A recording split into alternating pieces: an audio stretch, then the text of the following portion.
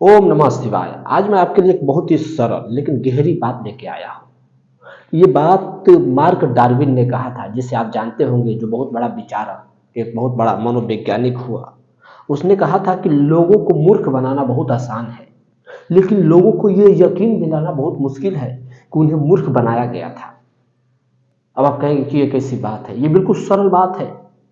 लोग जा रहे हैं काशी, काबा, राम मंदिर जा रहे हैं पूजा करने, लेकिन उनसे कह दो कि परमात्मा तुम्हारे भीतर बैठा है, कहीं मंदिर में नहीं बैठा, कहीं काशी या काबा में नहीं बैठा, तो उनके अहंकार को चोट पहुंच जा रही।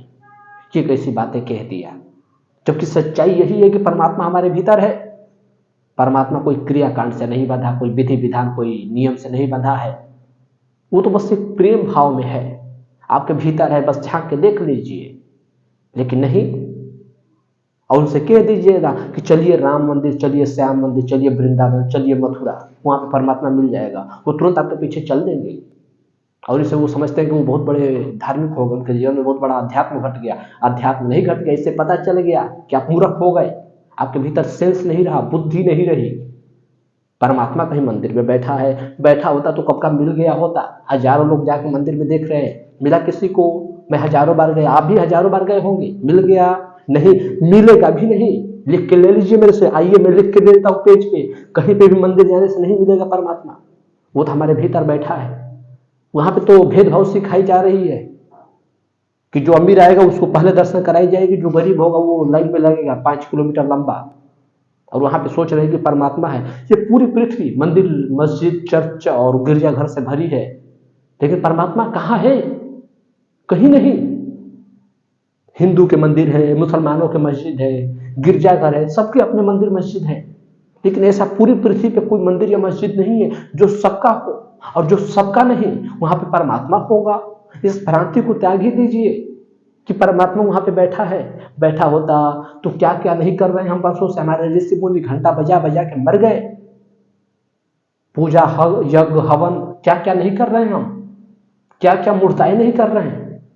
कोई जाके देखिए हाथ उठा के आ जा रहा, नाखून बढ़ा ले रहा। देखिए कुंभ के मेला में कोई लंगोट पहन ले रहा, कोई तो पूरा ही वस्त्र त्याग दे रहा, और इसे वो समझता है कि वो अध्यात्म घट गया उसके जीवन में। अरे नहीं, इससे पता चलता है कि तुम मूर्ख हो गए, तुम्हारी बुद्धि जड़ हो गई। कोई राधे राधे रटवा रहा, कह रहे कि सुबह से लेकर शाम तक राधे राधे राधे राधे राधे राधे रटते रहो, राम राम राम राम राम रटते रहो, जिससे परमात्मा मिल जाएगा। ये बहुत आसान बात हो जाए, बहुत सरल बात हो जाए। राधे राधे मैं रटता हूं, दर्शन करा दीजिए फिर परमात्मा के। नहीं, परमात्मा हमारे भीतर बैठा है। राधे राधे जपने से मिल जाता तो फिर तो कोई बात ही ना होती। मिला आज तक किसी को राधे राधे करने से? नहीं। राधे राधे करने से परमात्मा मिल जाएगा। जिस दिन परमात्मा मिल जाएगा उस दिन आप राधे राधे करिए या राम राम करिए, हर शब्द में परमात्मा ही निकलेगा। लेकिन जब तक नहीं मिला, कोई भी शब्द पकड़ेंगे आपके लिए वो निरर्थक होगा, व्यर्थ होगा। सार्थक सार्थक की तो कोई बात ही नहीं रही जब तक आप जानते नहीं है। जब तक मैं किसी किताब को पढ़ नहीं लेता, उसके ऊपर के हेडिंग रटने से मुझे कुछ लाभ नहीं होगा। ये वेदांत दर्शन है। मैं खूब याद कर लूं वेदांत दर्शन, वेदांत दर्शन, वेदांत दर्शन, उससे क्या मेरे जीवन में हल होगा? कोई बात समझ आएगी नहीं। लेकिन हाँ, जिस दिन नहीं रटूंगा और सिर्फ किताबें पूरी पढ़ लूंगा, उस दिन रटने की भी जरूरत नहीं है। मैं समझ गया इस किताब में क्या लिखी है, इसका सार मैं समझ गया, रट के तो नहीं मिलेगा। लेकिन मुस्लिम मान रखे हैं कि मोहम्मद आखिरी पैगंबर थे। कोई दुनिया में आखिरी पैगंबर हो ही नहीं सकता। ये समय की धारा है, बदलती जाएगी। बुद्ध आए चले गए, ओशो आए चले गए, विवेकानंद आए चले गए, रामकृष्ण परमहंस आए चले गए, तमाम प्रकार के लोग आए चले गए। आखिरी कोई कैसे हो सकता है? क्या दुनिया कल खत्म होने वाली है कि कोई आखिरी हो गया? शर्म भी नहीं है। और कहते हैं कि कुरान ईश्वर का वचन है, और ये बात कहां पे है? तो कुरान में ही लिखी है। अब जरा सोचिए, कहते हैं कि कुरान ईश्वर का वचन है, और ये बात कैसे मान ली जाए? तो कुरान में ही लिखी है। ये वही बात हो गई कि मेरी गर्लफ्रेंड कहती है कि मैं दुनिया की सबसे सुंदर स्त्री हूं, और मैं मान लूं। क्यों? क्योंकि इसमें विवाद की कोई बात नहीं। मेरी गर्लफ्रेंड खुद कहती है कि मैं दुनिया की सबसे सुंदर खूबसूरत स्त्री हूं, तो कई बातें सच हो जाएगी? कभी नहीं होगी। मैं लिख देता हूं एक किताब, थोड़ी अच्छी अच्छी 2-4 बातें लिख दूं, किताबें पढ़ उड़ के, और लिख दूं कि शिवम ही परमात्मा है, और मैं बस परमात्मा हो गया। कोई पढ़ के कहेगा कि अब कुछ विवाद की बात ही नहीं रही, शिवम परमात्मा है, कहाँ लिखा है? तो शिवम के किताब में, और मैं परमात्मा हो गया। शर्म भी नहीं है। अब मोहम्मद को मानने वाले मूर्ख जाते हैं काबा में पत्थर पूजने, उन्हें लगता है कि वो बहुत बड़े धार्मिक घटना कर रहे हैं। ये समाज का तो नियम है, जागृत पुरुष जो कुछ भी कह देता है उसको मानने वाले ठीक उसके विपरीत धारा पे चलते हैं। मोहम्मद सारी मूर्तियों का खंडन करते रहे, खिलाफ रहे कि मूर्ति पूजन नहीं होनी चाहिए, लेकिन सारे मुसलमान जा रहे काबा में पत्थर को पूजने, चूमने। उसके जैसा पत्थर पूरी पृथ्वी पे दूसरा कोई नहीं, उससे अरबों खरबों बार चुमा गया। क्या फर्क पड़ता है कि गढ़े हुए मूर्ति को पूज रहे हो कि अनगढ़े पत्थर को पूज रहे हो? वो भी तो पत्थर का काम दे रहा है, वो भी तो मूर्ति का काम दे रहा है। हमारा शिवलिंग है। तो क्या अब इसका सवाल आता है, तो क्या मूर्ति पूजा गलत है? कुछ गलत नहीं है। हम अपने पिता का फोटो लगा के याद करते हैं, माला उला चढ़ाते हैं, तो क्या उस पर माला चढ़ाना बेकार है, निरर्थक है, व्यर्थ है? नहीं। दिल में भावना, हम फोटो के जरिए पिता को याद करते हैं, ना कि फोटो को याद करते हैं। ये हम समझते हैं, याद करने वाला भी समझता है, लेकिन उसको ये बात नहीं समझ आ रही। वो काशी में चला जाएगा तो शिवलिंग को पूजेगा, लेकिन काबा में चला जाएगा तो सीना तान के खड़ा रहेगा। मुस्लिम काबा में जाएगा तो झुकेगा, उसको चूमेगा। मंदिर में चला जाएगा तो सीना तान के खड़ा रहेगा और कहेगा कि मैं तो बहुत बड़ा धार्मिक इंसान हूं, मैं तो मुस्लिम हूं, मैं मंदिर के सामने क्यों झुकूं? शर्म भी नहीं है। थोड़ी तो अकल का हमें प्रयोग करना चाहिए। परमात्मा आखिर अकल दिए किस लिए है? किसी की और की बातों पे आप दूसरे की आंख से देख लेंगे, दूसरे के पैर से चल लेंगे, नहीं चलेंगे। दूसरे आंख से हम देख भी नहीं सकते, तो दूसरे का ज्ञान आपका ज्ञान कैसे हो जाएगा? कुरान क्या है? कुरान है कि 22 साल में मोहम्मद साहेब पे एक फरिश्ता आया और उनको पूरी कहानी बताया, ईश्वर की बात, और वो कुरान में बातें छप गई। शर्म भी नहीं है। परमात्मा को किसी को भेज रहा तुम्हें बताने के लिए, अजीब बात हो गई। लेकिन लोगों को कौन समझाए? मुस्लिम है कि एकदम आंख बंद करके माने बैठे हैं कि हाँ हाँ कुरान में जो बातें हैं ईश्वर की बात है। ईश्वर कोई व्यक्ति है जो भेज दिया किसी को? निकलो आकाश में, थोड़ी बाहर रूम से देखो, थोड़ी ऊपर आकाश में आंखें करके जरा देखो, कहीं पे कोई पर व्यक्ति बैठा हुआ है? नहीं, कहीं कोई व्यक्ति नहीं बैठा। वो हमारे भीतर ये जो अस्तित्व है संपूर्ण, वो परमात्मा है। कड़ में हम कहते हैं परमात्मा है, इसीलिए तो कि हर चीज परमात्मा की अभिव्यक्ति है, परमात्मा से ही निकला है। जैसे समुद्र से लहरें उठती है, उसी प्रकार परमात्मा से ये संसार उठता है और परमात्मा में खो जाता है। लहर समुद्र से उठती है और समुद्र में खो जाती है। लहरों का अपना कोई संपूर्ण स्वतंत्र अस्तित्व नहीं है। बिना समुद्र की लहर नहीं हो सकती, बिना परमात्मा के संसार नहीं हो सकता। उसी प्रकार लेकिन आप सोच लिए कि परमात्मा कोई व्यक्ति के रूप में बैठा ये संसार बनाता है, तो कहीं पे कोई नहीं बैठा। लेकिन फिर आपको सवाल आता है, तो फिर ये संसार अपने आप कैसे बन गया? बन जाती है परिस्थिति से। लहरें समुद्र बनाता है लहरों को नहीं, परिस्थितियां निर्मित कर देती है, वो बन जाता है लहर। कि समुद्र बैठ के लहरों को बनाता है आराम आराम से गढ़ के? नहीं बनाता ना। वैसे ही परमात्मा बनाता नहीं है, बन जाता है। ये संपूर्ण अस्तित्व परमात्मा है। लहर भी समुद्र है, समुद्र तो है ही समुद्र। उसी प्रकार ये संसार भी परमात्मा है, बस परमात्मा की ये अभिव्यक्ति है। जैसे लहर पूरी समुद्र नहीं हो गई, समुद्र की अभिव्यक्ति है, उसी का फैलाव है, उसी का प्रक्षेपण है। वैसे ही ये संसार परमात्मा का अभिव्यक्ति है, फैलाव है। इसलिए तुम कहते हैं कि पुरुष और प्रकृति, पुरुष परमात्मा, प्रकृति ये जो दिख रहा है आपको, जो कुछ भी दृष्टि गोचर है, मन इंद्रियों का विषय जो कुछ भी दिखाई दे रहा, ये संसार है। लेकिन शर्म नहीं है लोगों को। चले गए काशी, चले गए काबा, चले गए मथुरा, चले गए वृंदावन, चले गए द्वारका, और परमात्मा को पालेंगे? नहीं पाएंगे। हजारों लोग जा रहे हैं, हजारों लोग द्वारका में बैठे हैं, हजारों लोग मथुरा वृंदावन में बैठे हैं, उन्हें कभी कोई परमात्मा मिला नहीं और ना कभी मिलेगा। वो हमारे भीतर बैठा है, झांक के देख लो, आंखें खोल के देख लो। लेकिन उसे देखने के लिए बहुत पैनी आंखें चाहिए जो देख ले। जब तक आप दूसरों की बातें पर चलेंगे। इसीलिए तो मार्क डार्विन कहता है कि लोगों को मूर्ख बनाना बहुत आसान है। कह दो उन्हें राम राम रटने के लिए वो रट लेंगे, लेकिन उनसे कहो कि राम राम रटने से राम नहीं मिल जाएंगे। उनके लिए तो दिल में, हृदय में करुणा चाहिए, प्रेम चाहिए, दया चाहिए।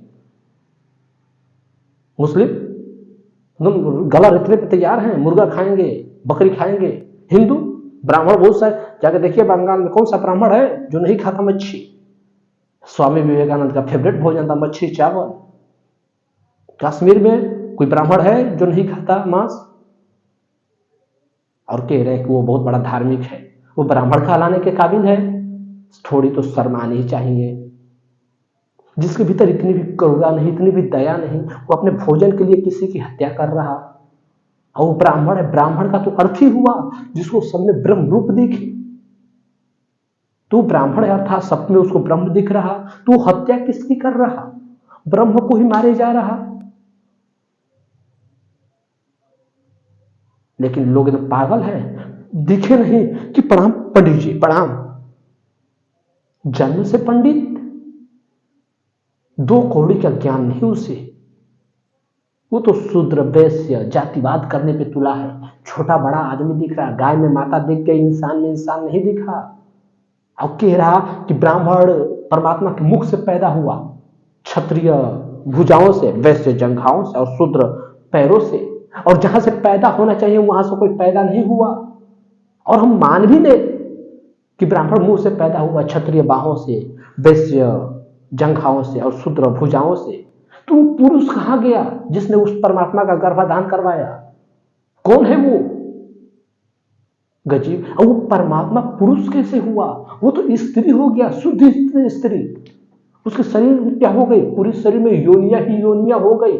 मुंह भी योनि हो गया, भुजाएं भी योनि, जंघा भी योनि, पैर भी योनि। योनि से ही कोई पैदा होता है? कोई भी जीव बिना योनि के पैदा होता है? आप बिना योनि के पैदा हो जाएंगे? बिना मां के पैदा हो जाएंगे? नहीं होंगे। फिर कैसे पैदा हो गए? लेकिन शर्म भी नहीं है क्या? तो वेदों में लिखी है। वेद किसने लिखा था? किसी भी वेद को उठा के देख लीजिए, पहले ही किसी न किसी ऋषि का नाम मिल जाएगा।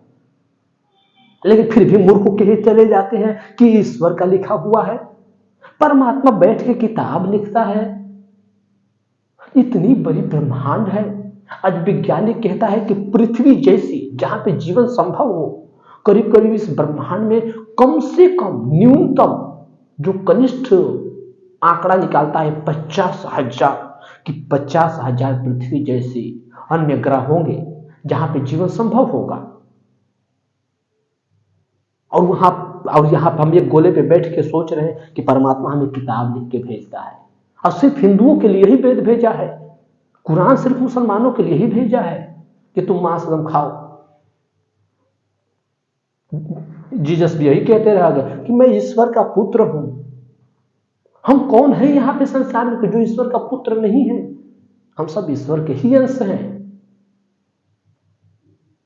जो कल जन्मेगा वो भी ईश्वर का ही संतान होगा। दूसरा भी कोई है? लेकिन नहीं, उससे तो मान बैठे कि वही विशेष थे। हाँ, वो जागे हुए पुरुष थे। वो समझ गए, देख लिए वास्तविकता, जान लिए सत्य को। जो सत्य को जान लेता है वो हिंदू या मुस्लिम नहीं रह जाता, सिख या ईसाई नहीं रह जाता, वो इंसान रह जाता है। लेकिन लोगों को बताए कौन ये बातें? इसलिए तो मार्क डार्विन कहता है कि लोगों को मूर्ख बनाना बहुत आसान है, लेकिन उन्हें ये विश्वास दिलाना कि उन्हें मूर्ख बनाया गया था, ये बहुत कठिन है। अगर अंधों के शहर में जाकर अगर आप आंखों की घोषणा कर दे तो तुम्हारी आंखें फोड़ देंगे, क्योंकि आपकी आंखें उन्हें ये एहसास दिलाएगी कि वो अंधे हैं। इसलिए तो मुस्लिम मंसूर को बर्दाश्त नहीं कर सके, फांसी चढ़ा दिए। वो मरते दम तक चिल्लाते रहा, अनल हक अनल हक, अहम ब्रह्मास्मि, मैं ही सत्य हूं। लेकिन लोग बर्दाश्त नहीं कर सके कि इतनी बड़ी घोषणा। जीसस को ईश्वर का पुत्र मानते हैं। जब जिंदा थे तब तो उन्हें सूली चढ़ा दिए, तब कोई उनकी इज्जत नहीं। बुद्ध को आज भगवान कहते हैं, जब जिंदा थे तो ब्राह्मणों ने उनके साथ क्या क्या किया, थोड़ी इतिहास उठा के देख लीजिए। कड़ाहों में जलाया, पत्थर फेंके मारने के लिए। बुद्ध क्या मांग लिए तुमसे? वो तो अपना महल राजपाट छोड़ के आ गए थे, लेकिन लोगों को कौन समझाए? कुछ ज्ञान दिए जा रहे हैं कि तू तो पहले ही बैठा हुआ है, ज्ञान दे रहा, शर्ट का बटन खोल दिया है। अरे भाई, बटन खोलने से क्या फर्क पड़ता है? जैनों के तीर्थंकर भगवान महावीर वो तो नंगे घूमते रहे, तो क्या कहेंगे कि पहले आप कपड़ा पहनिए तब हम आपकी बातें सुनेंगे। जैसे मुझे कंफर्टेबल फील हो रहा मैं वैसे हूं, आपके हिसाब से मैं नहीं चलूं। नहीं सुनना है मत सुनिए, आपको मूर्खता करना है करिए, मैं आपके पास जबरदस्ती नहीं आ रहा अपनी बातें बताने के लिए। जो मैं जानता हूं, जो मुझे दिख रहा वो मैं बोल रहा हूं। नहीं सुनना है, अपनी आंखें और कान बंद कर लीजिए कि मेरी बातें आपको सुनाई ना पड़े। जैसे मुझे कंफर्टेबल फील होगा वैसे ही बैठूंगा, वैसे ही रहूंगा, कि टाई वगैरह कस लूं, गेरुआ धारण कर लूं, उससे बहुत बड़ा धार्मिक हो जाऊंगा, ये तो पाखंड हो जाएगा। कि मेरे भीतर से बेचैनी हो रही टाई कस के, और मैं टाई कस के एकदम डिसिप्लिन बैठा रहा हूं, उससे क्या हो जाएगा? कंफर्टेबल मुझे ऐसे फील हो, लेकिन कुछ ज्ञान दे रहे कमेंट पढ़िए कि भाई तू शर्ट को बटन खोल के रहता है। अरे भाई, मुझे ऐसे कंफर्टेबल फील होती है, थोड़ी हवा लगती है। लेकिन मूर्खों को समझाए कौन ये बात? खैर, उम्मीद है कि आप समझ गए होंगे कि लोगों को मूर्ख बनाना बहुत आसान है, उन्हें यह बताना कि तुम्हें मूर्ख बनाया गया था ये बहुत मुश्किल है। ये शब्द मेरे नहीं है, एक वैज्ञानिक हुआ मार्क डार्विन, उसके ये वचन है। तो उम्मीद है कि आप समझ पाए होंगे जो मैं समझाना चाहता हूं। फिर मिलते हैं एक और नई वीडियो के साथ, तब तक के लिए ओम नमः शिवाय।